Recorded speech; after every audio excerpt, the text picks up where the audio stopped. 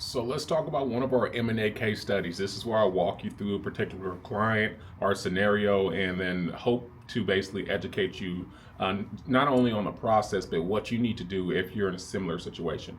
So let's talk about the client. Client's in Houston, Texas. Let's just call him Bob. Bob's in the auto industry, has an auto tire shop, does repairs too as well. He's looking to sell. Bob is looking to sell. The only thing that's wrong with Bob is he doesn't have any financial statements. So imagine if you're a buyer. Let's kind of flip the viewpoint on this one. Imagine if you're a buyer. You're going to want to look at cash flow statement, profit and loss, balance sheet, forecast of the next 13 months. You want to look at all that information in order to in order to make your decision. Well, in this case, client didn't have anything for buyers to make a decision. So therefore, he most likely is going to sell underneath value. So here's what we're doing for him. Before we even put this thing on market, we need to basically figure out what it's worth. In order to figure out what it's worth, we need some type of financial statements. So I like to go 3 years back. I'll say 3 years back, maybe 2 years back, and then the current year that we're in, year to date, right? So in this case, we're going actually 2 years back to 2024, and then we're doing January through July current, right? So the buyers can look at 2 years back and then what's current now, and then we're going to do a forecast too as well for the buyers. That's what they're going to be looking at in order to make their decisions. That and many more. But in this case, I want to talk about the client. Client doesn't even have any accounting system. So if you're looking to sell your company and you don't have any accounting system, you probably can sell, but you're probably going to sell at a lower value than what you expect. One way to really bring information to the negotiation table is have your financials. After we're done with his financials, we're basically going to do our calculations to basically get him a evaluation, a business valuation, and see what is his company worth. We're looking more than what EBITDA shows us. We're looking at all aspects of the company, just even location, right? Because he's in a great location here in Houston. So we're looking at all that to judge his business valuation, so we can have that ready and basically packaged up and sent to the buyers that's looking to buy.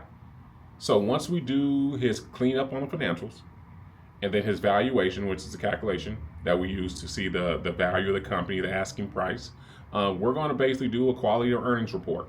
All that stuff is his financials, our assumptions with the forecasts and valuations, all tied up in a nice, pretty PDF, so buyers can scroll through to say, okay, I may want to take a look at this company. So that's what we're doing for this particular client. But I want to kind of poke at like what you need, what this client doesn't have, and what you need to really focus on. You gotta have your financials, guys, and that's just the bare minimum. You gotta have your financials, and they need to be accurate financials. No unclear transactions in QuickBooks or whatever accounting software you're using. You want to make sure it reconciles. I think I was looking at someone's books and they haven't reconciled for over a year. That's a huge red flag. You want to be able to reconcile your books to your credit card statements and your bank statements. Those are things that's just necessary for the accuracy of the financials. If a buyer sees this stuff and they look at the general ledger or their CPA does their due diligence, they're going to be eating that stuff up, and that gives them leverage in order to basically say, hey, we don't want to buy for $1 million. I want to buy it for 700, and here's why. You're going to be like, oh, shoot, yeah, it kind of messes up your position there. So always have strong financials. That's the staple foundation of everything. That allows you to get your evaluation number. That allows you to negotiate. That allows you to basically see if you don't want to sell right now and position your company for growth in the next 2 to 3 years, then sell. All this stuff is coming from the financials. So you'll be surprised how many people go to the table and they're selling their company from less than what it's worth.